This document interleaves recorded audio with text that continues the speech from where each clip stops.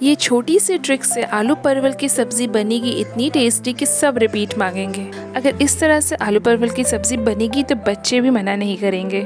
और अगर मेरी ये सब्ज़ी आपको पसंद आए तो लाइक, सब्सक्राइब और शेयर ज़रूर करिएगा। चलिए ज़्यादा देर नहीं करते, वीडियो स्टार्ट करते हैं। तो मैंने यहाँ पास 300 ग्राम परवल ले लिया है, 4 बड़े साइज़ के आलू और 2 मीडियम साइज़ के प्याज ले लिए। यहाँ पास आप चाहे तो परवल आलू की क्वांटिटी बराबर भी रख सकते हैं। तो यहाँ पास मैं परवल को इस तरह से रगड़ के साफ़ कर लूँगी। इसके छिलके को अच्छे से छीलना नहीं है, बस ऊपर से इस तरह से रब कर देना है कि परवल अच्छी तरह से सॉफ्ट हो जाए। तो चलिए अब मैं इन सब की कटिंग भी बता देती हूँ, इन्हें कट कैसे करना है। तो यहाँ पास परवल को बारीक बारीक कट नहीं करना है, इसे 4 हिस्से में इस तरह से कट करना है और आलू को भी हम उसी शेप में कट कर लेंगे। तो परवल की तरह ही हम कट करेंगे इसको इस तरह से। आलू में थोड़ा सा मुझे काला सा स्पॉट लगा था, इसलिए मैंने उसे कट करके निकाल दिया है और बिल्कुल परवल के शेप में मैंने इस तरह से लंबा और मोटा कट कर लिया है। तो दोनों को बराबर साइज़ में लेंथ और विड्थ दोनों इस तरह से कट करने से ना कुकिंग प्रोसेस अच्छे से होगी। दोनों एक साथ ही गलेंगे और एक साथ ही मसाले को एब्सॉर्ब करेंगे और इससे आलू परवल बहुत ही टेस्टी बन के रेडी होगा। तो ये टिप नंबर 1 है। और यहाँ पास मैंने प्याज को पतले पतले स्लाइस में कट कर लिए हैं। अब यहाँ पास मैं 14 से 15 लहसुन की कलियाँ, 1 से 1.5 इंच अदरक और 2 हरी मिर्च को इसमें क्रश कर लूँगी। तो इसे बहुत पतला सा पेस्ट नहीं बनाना है, इसे मोटा और दरदरा ही कूटना है। अगर आपके पास ये नहीं है तो आप ग्राइंडर जार में भी दरदरा पीस सकते हैं। तो ये भी हमारा रेडी है। अब हम चलते हैं फ्लेम की तरफ। तो फ्लेम पे मैंने कढ़ाई ऐड कर लिया और इसे मैं सरसों के तेल में इसे बनाऊंगी, तो इससे टेस्ट बहुत अच्छा आएगा।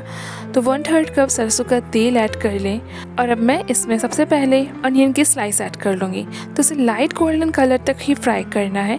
ये टिप्स नंबर 1 है। आलू परवल को टेस्टी बनाने के लिए प्याज को लाइट गोल्डन कलर तक ज़रूर से फ्राई करें, इससे इसमें टेस्ट बहुत अच्छा आएगा, भुना भुना सा टेस्ट आएगा। और जब ये लाइट गोल्डन कलर का हो जाए ना, तब इसमें आप लहसुन अदरक का पेस्ट भी ऐड कर लें। तो इसे भी थोड़ा सा मिक्स कर लें। उसके बाद सबसे पहले हम यहाँ पास आलू ऐड कर लेंगे। तो इसे भी हम 5 मिनट इन मसालों के साथ फ्राई करेंगे।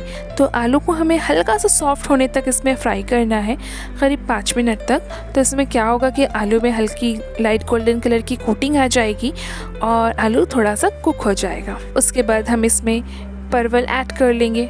तो परवल को ऐड करके इसे भी अच्छे से मिक्स कर ले, इसे अच्छे से चला लें। तो अब हम इन दोनों को मिक्स करके अच्छे से इसको भी 2 मिनट फ्राई कर लेंगे ऑयल के साथ, ताकि इसमें प्याज की फ्लेवर, लहसुन अदरक, हरी मिर्च का फ्लेवर अच्छे से मिक्स हो जाए, अच्छे से इस पर कोट हो जाए। उसके बाद ही हम सूखे मसाले ऐड करेंगे। तो यहाँ पर सूखे मसाले में मैंने ऐड किया है 1/2 टीस्पून हल्दी powder, 1.5 teaspoon Kashmiri red chilli powder. तीखा मैंने ऑलरेडी पहले ही ऐड कर लिया था, हरी मिर्च का तीखा रहेगा इसमें। उसके बाद 1.5 टीस्पून धनिया पाउडर, 1 टीस्पून काली मिर्च पाउडर और टेस्ट के अकॉर्डिंग 1/2 टेबल स्पून मैंने नमक ऐड कर लिया। इन मसालों को ऐड करके अच्छे से मिक्स कर लेंगे। इसमें कुछ भी पानी की क्वांटिटी ऐड नहीं करनी है, ये अपने आप ही लो फ्लेम पर कुक हो जाएगा। तो इसे 10 मिनट के लिए मैंने कवर कर दिया और इसे सॉफ्ट होने के लिए छोड़ दिया। तो 5 मिनट के बाद मैंने इसका ढक्कन ओपन किया था, ऐसे अच्छे से मिक्स कर लिया था और अगेन मैंने 5 मिनट्स के लिए क्लोज़ कर दिया। अगर आलू परवल अच्छे से गल गई है ना, तब इसमें आप धनिया पत्ती ऐड कर लें और इसे अच्छे से मिक्स कर लें। तो अच्छा ध्यान रहे, मैंने इसमें काली मिर्च पाउडर ऐड किया था, इसलिए मैंने गरम मसाला पाउडर ऐड नहीं किया है, क्योंकि इन दोनों में से एक ही मसाले जाएंगे तो ज़्यादा अच्छा टेस्ट आएगा, ऐसा मुझे लगता है। क्योंकि बहुत ज़्यादा मसाला ऐड करने से कहीं ना कहीं सब्ज़ी अपना टेस्ट खो देती है। तो इसे आप गर्मा गर्म पराठे के साथ सर्व कीजिए या पूरी के साथ खाइए या सिंपल से चावल दाल के साथ भी सर्व कीजिए, बहुत ही अच्छी लगती है। तब तक आप अपना ख्याल रखिए, हम मिलते हैं नेक्स्ट रेसिपी में।